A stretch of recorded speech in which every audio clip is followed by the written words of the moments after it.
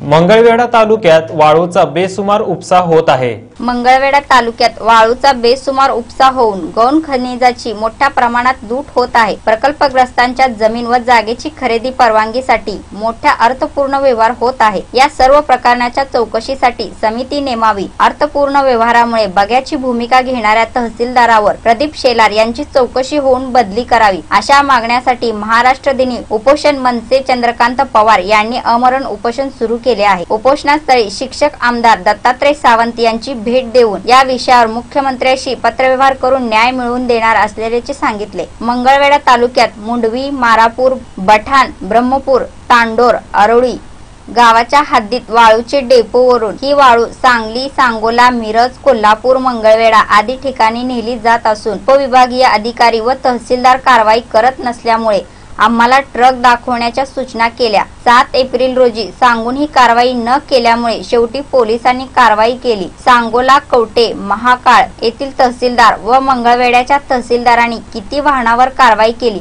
याची चौकशी करावी। याविषयी प्रकल्पग्रस्ताच्या जमीन व जागेच्या खरेदी परवानगीसाठी मोठा अर्थपूर्ण व्यवहार होत आहे। या सर्व प्रकरणाच्या चौकशीसाठी समिती नेमावी। भीमा नदीच्या पात्रातून अवैध वाळू वाहतूक चालू आहे।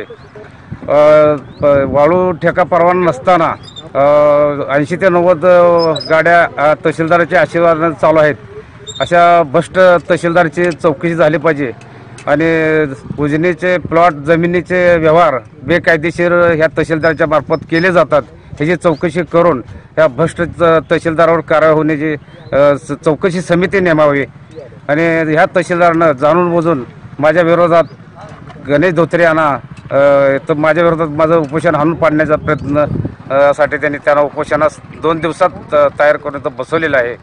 या सर्व चौकशी होऊन ह्या अशा तहसीलदारावर किती कार्यवाही होऊन याची बदली झाली पाहिजे, चौकशी समिती नेमली पाहिजे।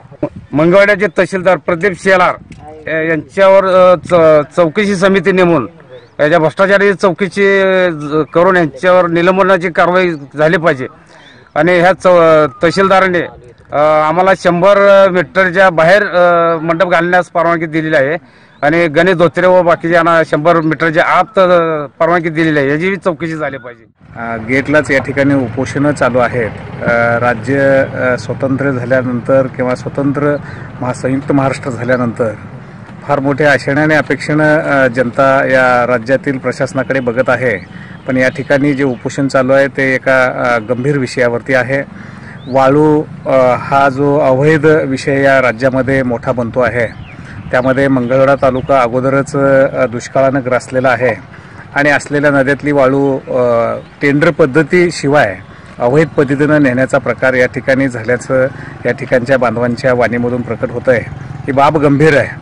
पाणी हे जीवन आहे, जीवनालाच पाणी म्हटलं आहे आणि त्या पाण्याचाच स्रोत कंप्लीट संपवण्याचा जो दृष्टिकोन या ठिकाणी अवैध पद्धतीनं वाळू उपसा करून चालू आहे तो दुर्दैवी आहे। सन्माननीय इथले काही संघटनेचे नेते मंडळी यांच्याशी चर्चा झाली असता लक्षात येतं की मंगळवेढा तो सांगोला एवढ्या अंतरामध्ये 40-40, 50-50 ट्रक प्रवासामध्ये त्यांना दिसतात आणि टेंडर तर कुठलंच चालू नाही। ही घटनाच गंभीर आहे। खात्रीनं या राज्याचे मुख्यमंत्री पारदर्शक कारभार करण्याच्या भूमिकेवरती ठाम आहेत। यासाठी महाराष्ट्र दिनी आमरण उपोषणाला मनसेचे तालुका अध्यक्ष चंद्रकांत पवार यांनी तहसील कार्यालयासमोर बसले आहेत।